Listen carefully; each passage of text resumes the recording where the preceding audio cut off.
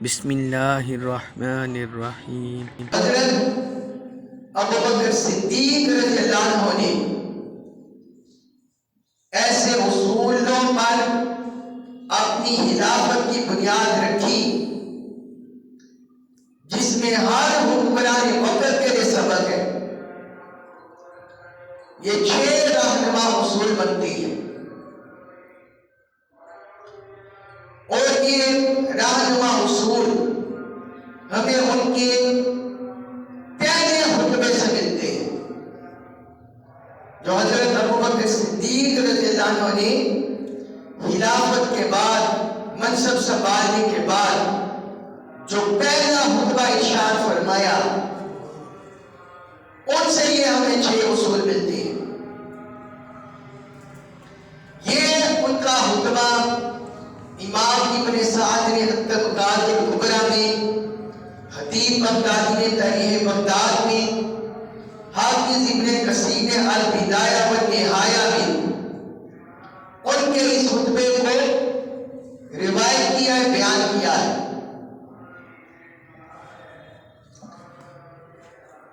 انہوں نے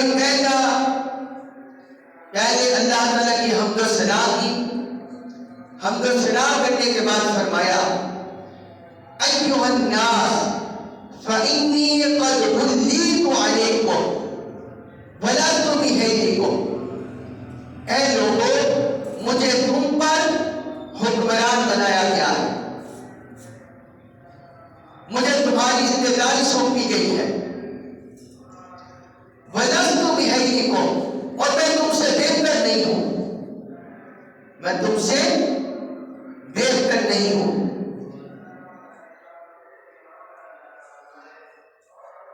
اور آگے فرمایا فَإِنْ أَحْسَنْتُ فَأَعِينُونِي، اگر میں اچھائی کروں تو اس میں میری معاونت کرو، وَإِنْ أَسَأْتُ فَقَوِّمُونِي، اور اگر میں کوئی برائی کروں، کسی کے ساتھ برا کروں تو مجھے سیدھا کر دو، مجھے سیدھا کر دو۔ یہ جو ان کے خطبہ کی پہلی شق ہے اور پہلا اصول ہے، اس سے یہ پتہ چلا کہ حاکم وقت کو، اسلامی حکمران کو اپنے آپ کو رعایا سے ممیز اور ممتاز نہیں سمجھنا چاہیے، بلکہ عاجزی انکساری کا اظہار کرنا چاہیے۔ جب کسی بندے میں انکساری ہوگی، عاجزی ہوگی اور وہ اپنے آپ کو چھوٹا سمجھے گا، چاہے وہ بڑا ہو۔ کیا حضور صلی اللہ علیہ وسلم کے بعد امت محمدی میں سیدنا ابوبکر صدیق رضی اللہ عنہ جیسی کسی کی فضیلت ہے، کسی کی شان ہے؟ ان کا اتنا مرتبہ ہے کہ حضور صلی اللہ علیہ وسلم نے فرمایا کہ میں نے سارے انسانوں کے احسان چکا دیے ہیں سوائے ابوبکر کے، سوائے ابوبکر کے۔ فرمایا ان کے احسان اللہ ہی چکائے گا، ان کے احسان اللہ ہی چکائے گا۔ اور ایسا مقام کہ اللہ رب العزت نے اپنے حبیب کے ساتھ ان کے کسی صحابی کی صحابیت کا شرف نسبت کے ساتھ اور کسی کا بیان نہیں کیا سوائے سیدنا ابوبکر صدیق کے، جو ثانی اثنین اذ ہما فی الغار اذ یقول لصاحبہ، کہ حضور کے ساتھ نسبت کی کسی صحابی کی، وہ کس کی؟ حضرت ابوبکر صدیق رضی اللہ عنہ کی۔ ایسا شرف، ایسا مقام، اور جن کے متعلق حضور نے فرمایا کہ دنیا میں میرے 2 وزیر ہیں، ان میں فرمایا ایک ابوبکر ہے اور دوسرے عمر، 2 وزیر بیان فرمائے۔ یہ اتنا مقام ہے، اتنی فضیلت ہے، اتنا رتبہ ہے، اتنا درجہ ہے، اتنی بلندی ہے، اتنی عظمت ہے، اس کے باوجود ہو، میں تم سے بہتر نہیں ہوں۔ یہ ہے پہلا اصول، پہلے اصول کی شکل کہ بندہ جو بھی حاکم بنے وہ یہی سمجھے کہ میں ان جیسا ہوں، میں ان سے کوئی برتر نہیں ہوں، کوئی ان سے تفوق نہیں ہوں، کوئی میرا مرتبہ بلند نہیں ہے۔ یہ مساوات ہے، ایکویلٹی ہے جو انہوں نے اپنی ذات سے دی، اپنی زبان سے دی۔ اور آگے فرماتے ہیں فَإِنْ أَحْسَنْتُ فَأَعِينُونِي وَإِنْ أَسَأْتُ فَكَفِّرُونِي۔ فرمایا اگر میں کوئی اچھائی کروں تو میرے مددگار بن جاؤ، میرے مددگار بن جاؤ، اور اگر میں برائی کروں تو مجھے سیدھی راہ دکھا دو، مجھے سیدھا کر دو۔ ساری زندگی حضرت ابوبکر صدیق رضی اللہ عنہ کی سیرت کا، ان کی صورت کا، ان کی خلافت کا مطالعہ کرنے سے ہم پر یہ بات عیاں ہوتی ہے کہ انہوں نے مخلوق کو راہ راست دکھایا، لیکن مخلوق کے سامنے یہ کبھی نوبت نہیں آئی کہ کبھی انہوں نے اللہ اور اللہ کے رسول کی راہ سے بھٹکے ہوں۔ مخلوق کے سامنے ایسی کوئی صورت نہیں آئی کہ انہوں نے اللہ اور اللہ کے رسول کے دعوت کو چھوڑا، لیکن پھر بھی انہوں نے اپنی رعایا کو، عوام الناس کو یہ بتا دیا اور آنے والے حکمرانوں کو اصول دے دیا کہ انسان سے خطا ہو سکتی ہے، انسان غلطیوں کا پتلا ہے، اگر خطا ہو جائے تو اس پر مصر نہ ہو، اس پر اکڑے نہ، اکڑے مت، اور جب کوئی اصلاح کرے تو فوراً اپنی اصلاح کر دے، خیر کی طرف آ جائے۔ جس طرح حضور صلی اللہ علیہ وسلم کی حدیث مبارک ہے، حضور نے فرمایا الدین النصیحہ، دین ہے رہائی ہے، دین ہے رہائی کا نام ہے، ایک دوسرے کے ساتھ اچھائی کا، حسن سلوک کا، اس کا نام ہے۔ صحابہ کرام نے عرض کیا یا رسول اللہ کن کے لیے؟ دین جو نصیحت ہے رہائی ہے، یہ کن لوگوں کے لیے، کن کے لیے؟ فرمایا للہ، اللہ کے لیے، ہماری کتاب ہی، اس کی کتاب کے لیے، ہماری رسولی اور اس کے رسول کے لیے، کہ بندہ اللہ کی کتاب کے ساتھ وابستہ رہے، اللہ کے ساتھ وابستہ رہے، اللہ کی کتاب کے ساتھ وابستہ رہے، اللہ کے رسول کے ساتھ وابستہ رہے۔ آگے فرمایا وَلِأَئِمَّةِ الْمُسْلِمِينَ وَعَامَّتِهِمْ، اور مسلمانوں میں سے جو حکمران ہیں ان کا خیر ہاں ہو، ان کا بھلا چاہنے والا ہو، ان کو اچھائی کی تلقین کرنے والا ہو، اگر وہ کہیں بھٹک جائے تو ان کو اسلام پر لانے والا ہو۔ وَعَامَّةُ الْمُسْلِمِينَ وَعَامَّتِهِمْ، اور فرمایا جو مسلمان کی عوام ہے ان کو خیر پر لانے والا ہو، ان کو خیر پر لانے والا ہو، ان کی اصلاح کرنے والا ہو، جب بھی وہ بھٹکے، جب بھی وہ بھٹکے۔ حضرت ابوبکر صدیق رضی اللہ عنہ کی خلافت سے یہ ہمیں پہلا اصول ملتا ہے۔ اور پھر دوسرا فرماتے ہیں الصدق امانۃ والکذب خیانۃ، دوسرا بڑا اہم اصول انہوں نے بیان کیا، فرمایا سچائی امانت ہے اور جھوٹ خیانت ہے۔ سچائی امانت ہے، جھوٹ خیانت ہے، بددیانتی ہے۔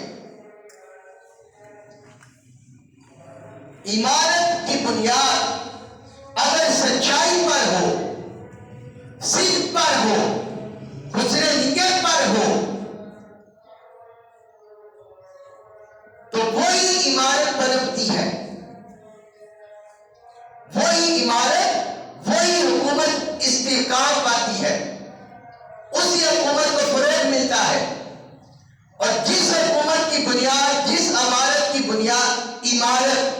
یہ عمارت کی اگر تعمیر کرتے ہیں وہ عمارت نہیں بول رہا، یہ امیر سے ہے عمارت، وہی حکومت، وہی مملکت، وہی عمارت فروغ پاتی ہے جس کی بنیاد سچائی پر ہو۔ آپ دیکھیے جو حکمران جھوٹ بولے کیا وہ سلطنت پنپتی ہے؟ جھوٹ کی بنیاد پر نہیں پنپتی۔ آقا علیہ الصلوۃ والسلام نے جھوٹ کی نشانی تو منافق کے لیے بیان کی ہے۔ فرمایا منافق کی یہ نشانی ہے کہ جب وہ بات کرے تو جھوٹ بولے، جب وہ بات کرے تو جھوٹ بولے۔ فرماتے ہیں دوسرا انہوں نے بیان کیا کہ اب صداقت ہو۔ سیدنا ابو بکر صدیق رضی اللہ عنہ، پہلے تو وہ ابو بکر تھے لیکن انہیں صدیقیت کا ٹائٹل، صدیق کا لقب کس نے عطا کیا؟ آقا علیہ الصلوۃ والسلام نے، اللہ کی طرف سے عطا ہوا۔ جو پچھلی بار آپ کو روایات سنا دی تھی، اللہ کی طرف سے انہیں صدیقیت کا ٹائٹل ملا، صدیق کا ٹائٹل ملا کہ وہ اپنے قول میں بھی سچے تھے، اپنے فعل میں بھی سچے تھے، اپنے حالات میں، اپنے کردار میں بھی سچے تھے۔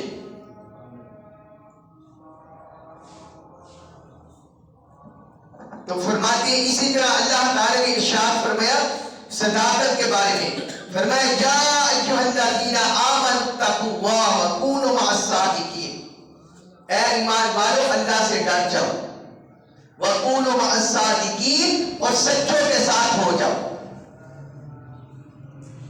سچوں کے ساتھ ہو جاؤ۔ اور بعض مقامات پر قرآن نے فرمایا ہے کہ جھوٹوں پر اللہ کی لعنت ہو، جھوٹوں پر اللہ کی لعنت ہو۔ تو انہیں پتا تھا کہ صداقت ہی بنیاد ہوتی ہے کسی بھی خلافت کی، کسی بھی عمارت اور حکومت کی۔ اس لیے انہوں نے دوسرا اصول سچائی پر رکھا۔ پھر ایک حدیث ہے حضور صلی اللہ علیہ وسلم کی، آپ صلی اللہ علیہ وسلم نے فرمایا 3 طرح کے لوگ ہیں کہ اللہ تعالیٰ نہ ان سے کلام کرے گا، نہ انہیں پاک کرے گا، اور نہ ان کی طرف نظر رحمت کرے گا۔ 3 طرح کے لوگوں کے بارے میں حضور نے سخت وعید فرمائی۔ قیامت کے دن نہ اللہ تعالیٰ ان سے کلام کرے گا، نہ انہیں پاک کرے گا، اور نہ ان کی طرف نظر رحمت کرے گا۔ پہلا فرمایا بوڑھا زانی، کہ کوئی شخص بڑھاپے میں چلا جائے وہ بدکار ہو، پہلا شخص۔ اور دوسرا فرمایا جھوٹا بادشاہ، جو حکمران، جو بادشاہ، جو امیر جھوٹ بولے۔ اور تیسرا فرمایا متکبر فقیر، کہ کوئی فقیر ہو، محتاج ہو، اس کے باوجود تکبر کرے۔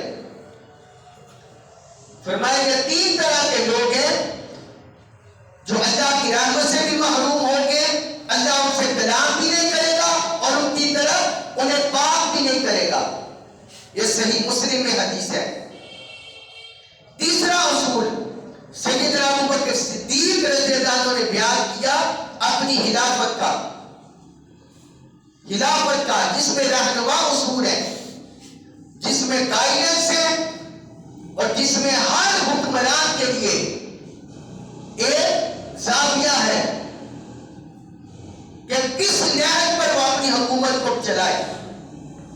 بیان کرتے ہیں، فرماتے ہیں وَالضَّعِيفُ فِيكُمْ قَوِيٌّ عِندِي حَتَّى أُرِيهَا عَلَيْهِ حَقَّهُ إِنْ شَاءَ اللَّهُ۔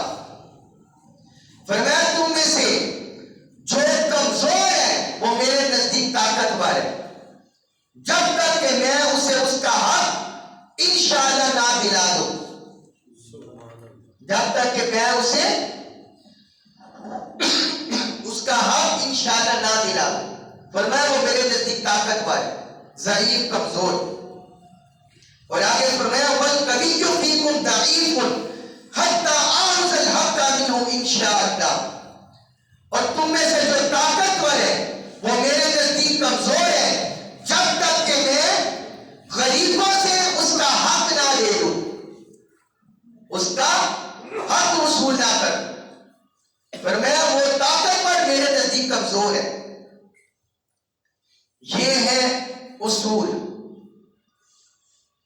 کیا ہمیں پورے اسلامی معاشرے میں ایسے اصول آج کے دور میں نظر آ رہے ہیں؟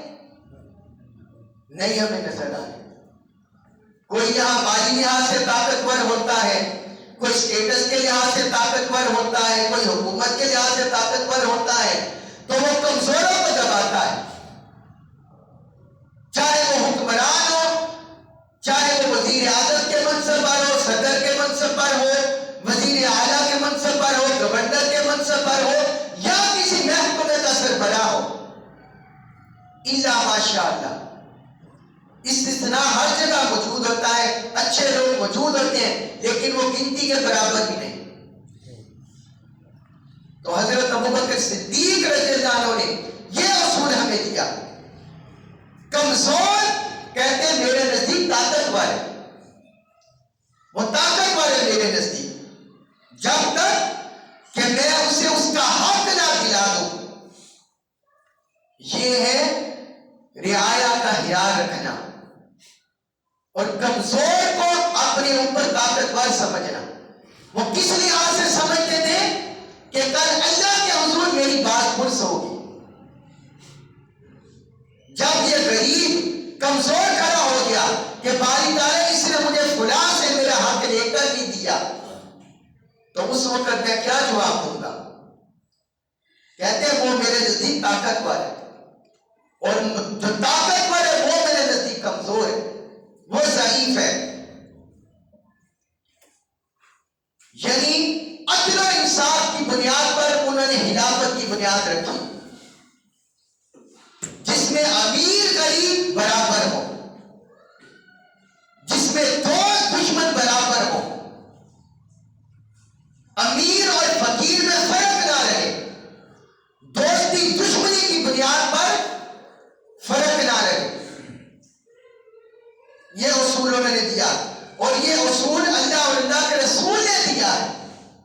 اللہ رب العزت نے قرآن میں فرمایا یا ایھا الذین آمنوا کونوا قوامین بالقسط شہداء للہ، فرمایا اے ایمان والو انصاف قائم کرنے والے ہو جاؤ، اللہ کے لیے گواہی دینے والے۔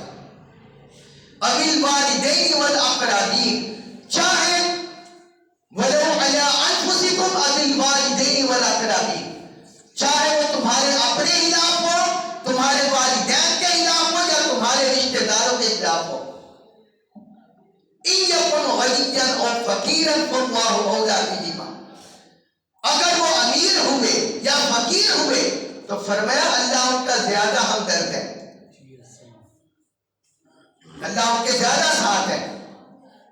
وَلَا تَتَّبِعُوا الْهَوَىٰ أَن تَعْدِلُوا، عدل و انصاف کرنے میں خواہشات کی پیروی نہ کرو۔ جو بندہ بھی خواہشات کی پیروی کرتا ہے، رب کے احکام کو، اللہ اور اللہ کے رسول کے احکام کو پس پش ڈال دیتا ہے، وہ کبھی عدل و انصاف نہیں کر سکتا، کبھی عدل و انصاف نہیں کر سکتا۔ اس لیے انہوں نے یہ اصول دیا تیسرا، اور چوتھا فرماتے ہیں لا يدع قوم الجہاد فی سبیل اللہ الا ضربهم اللہ بالظلم، فرمایا جو کوئی قوم بھی اللہ کی راہ میں جہاد کو چھوڑ دیتی ہے، اللہ تعالیٰ اس پر ذلت و رسوائی مسلط کر دیتا ہے، ذلت و رسوائی مسلط کر دیتا ہے۔ یہاں یہ بات یاد رکھیں کہ جہاد کا مطلب یہ نہیں ہے کہ ہر وقت بندہ تلوار نکال کر اسلحہ لے کر دشمنان اسلام کے پیچھے پڑا رہے اور میدان جنگ میں اترا رہے، اس کا یہ مطلب نہیں ہے۔ جہاد فی سبیل اللہ بڑے براڈ میننگ میں ہے، اس کا بڑا وسیع معنی ہے۔ اس کا مطلب ہے کہ بندہ اپنے مال سے بھی، اپنی جان سے بھی، اپنی طاقت سے بھی، اپنی توانائیوں سے بھی جہاد کا مطلب ہے کوشش کرنا. جہاں اللہ تعالیٰ نے قرآن میں اسلام دشمن طاقتوں کے ساتھ جنگ کا حکم دیا ہے یا جنگ کا ذکر کیا ہے، وہاں جہاد کا لفظ نہیں ہے. وہاں کون سا لفظ ہے؟ قتال کا. وہاں کون سا لفظ ہے؟ قتال کا. قتال کا لفظ ہے. جہاد فی سبیل اللہ بڑا وسیع معنی ہے. امر بالمعروف اور نہی عن المنکر کرنا. اس لیے تو اللہ تعالیٰ نے فرمایا کنتم خیر امۃ اخرجت للناس تأمرون بالمعروف وتنہون عن المنکر. فرمایا تم بہترین امت ہو جسے لوگوں کے لیے نکالا گیا ہے. کس وجہ سے؟ کہ تم لوگوں کو اچھائی کا حکم دیتے ہو اور برائی سے روکتے ہو. پھر جو اللہ تعالیٰ نے سورۃ التوبہ میں 8 تعلق گنوائے ہیں، 8 تعلق. قُلْ إِنْ كَانَ آبَاؤُكُمْ وَأَبْنَاؤُكُمْ وَإِخْوَانُكُمْ وَأَزْوَاجُكُمْ وَعَشِيرَتُكُمْ وَأَمْوَالٌ اقْتَرَفْتُمُوهَا وَتِجَارَةٌ تَخْشَوْنَ كَسَادَهَا وَمَسَاكِنُ تَرْضَوْنَهَا أَحَبَّ إِلَيْكُم مِّنَ اللَّهِ وَرَسُولِهِ وَجِهَادٍ فِي سَبِيلِهِ فَتَرَبَّصُوا. فرمایا اگر تمہیں تمہارے آباء و اجداد، تمہارے بیٹے، تمہارے بھائی، تمہاری بیویاں، شوہر، تمہارا خاندان اور جو مال تم کماتے ہو اور جو تجارت تم کرتے ہو اور جن گھروں میں تم رہتے ہو، اگر یہ تمہیں اللہ اور اللہ کے رسول سے زیادہ محبوب ہے اور اس کی راہ میں جدوجہد کرنے سے زیادہ محبوب ہے، تو فرمایا پھر تم اللہ کے عذاب کا انتظار کرو. فتربصوا، پھر تم انتظار کرو حتیٰ یأتی اللہ بأمرہ، کہ اللہ اپنا امر لے آئے. پھر تم انتظار کرو. کتنی سخت بھائی ہے. تو وہ انہوں نے فرمایا کہ جو قوم بھی اللہ کی راہ میں جدوجہد کرنے سے، دین کا بگاڑ پھیلانے سے غافل ہو جاتی ہے، اللہ اس پر ذلت اور رسوائی مسلط کر دیتے ہیں. ذلت اور رسوائی مسلط کر دیتے ہیں.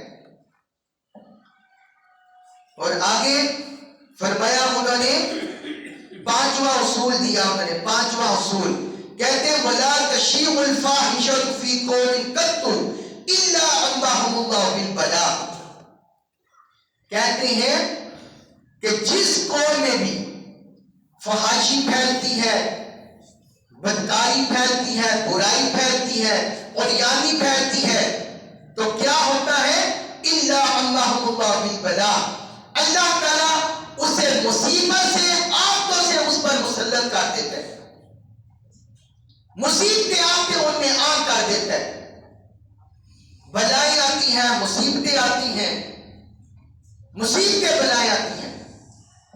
اور ایک حدیث میں حضور صلی اللہ علیہ وسلم نے فرمایا جب بھی کسی قوم میں بدکاری عام ہو جائے تو اس قوم میں طاعون اور دوسری ایسی بیماریاں پھوٹتی ہیں جو پہلے لوگوں میں نہیں ہوتی تھی. پہلے لوگوں میں نہیں ہوتی تھی. ایسی بیماریاں آتی ہیں. یہ سنن ابن ماجہ میں حدیث ہے. یہ جو ابھی کورونا پھیلا ہوا ہے 2-3 سالوں سے، یہ کیا ہے؟ یہ انسانوں کے اعمال کا سبب ہے. انسانوں کے اعمال کا سبب ہے. چاہے یہ کسی بھی ملک سے آئے، نان مسلم کنٹری سے آئے یا مسلم کنٹری سے آئے. اللہ کے رسول صلی اللہ علیہ وسلم نے شرط نہیں لگائی کہ مسلمان ملک میں یہ برائی پھیلے. جو قوم بھی، جس قوم میں بھی بدکاری عام ہوگی تو فرمایا وہاں سے طاعون اور اس طرح کی بیماریاں پھوٹے گی جو لپیٹ میں لے لے گی. اب جہاں جہاں پر اس کے اثرات جائیں گے تو وہاں وہاں وہ بیماری جائے گی. وہاں وہاں وہ بیماری جائے گی. تو یہ انہوں نے ایک مسلم حکمران کی یہ ذمہ داری بیان کی کہ اس پر یہ لازم ہے کہ وہ اخلاقی بے راہ روی کے راستے روکے. چاہے وہ میڈیا کے ذریعہ ہے، سوشل میڈیا کے ذریعہ ہے، فحاشی اور یانی پر اور اخلاقی بہرحالوی، جتنے بھی راستے ہیں، ایک مسلم حکمران کی یہ ذمہ داری ہے کہ ان کے آگے بند باندھے، ان کے آگے بند باندھے۔ اور پھر چھٹا اصول بیان کرتے ہیں، آخری اصول کہتے ہیں حضرت ابوبکر صدیق رضی اللہ عنہ کے یہ 6 اصول میں بیان کرتا ہوں جو انہوں نے اپنی خلافت کی بنیاد جن پر رکھی۔ چھٹا اصول بیان کرتے کہتے ہیں اطیعونی ما اطاعت اللہ ورسولہ فاذا عصیت اللہ ورسولہ فلا طاعت لی علیکم۔ کہتے ہیں لوگوں، جب تک میں اللہ اور اللہ کے رسول کی اطاعت کروں تم میری اطاعت کرو، اور جب میں اللہ اور اللہ کے رسول کی نافرمانی کروں تو تم پر میری اطاعت کوئی نہیں، تم پر میری اطاعت کوئی نہیں۔ کیا ہم سب اپنے علم کے مطابق اپنے گریبانوں میں جا کر اپنے احوال کا، ملکی حالات کا یا جس بھی محکمے کا جائزہ لے کر اگر ہم جائزہ لیں تو کیا یہ صورتحال ہمیں نظر آتی ہے؟ ہمیں نظر ہی نہیں آتی۔ کوئی بھی سیاسی لیڈر ہو، کوئی حکمران ہو، اس کے آگے حق کی بات کرے، اللہ اور اللہ کے رسول کی اطاعت کی بات کرے، جس میں انسان کا نفس شامل نہ ہو، انسان کا نفس شامل نہ ہو، تو وہ کیا کرے گا؟